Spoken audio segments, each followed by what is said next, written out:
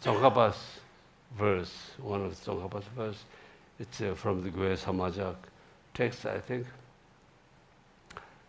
During your listened teachings, and you need to be very good, you have to good motivation, benefit for the others, and you need to be happy mind and delighted mind in order to receive this. And because that, you also need to show smiling face.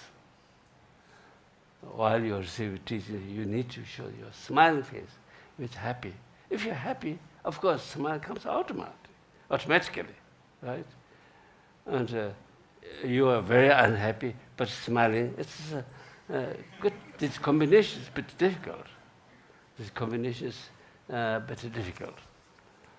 So therefore, it's, if you're happy, smiling comes out. So otherwise, the smiling can be smiling by the politicians.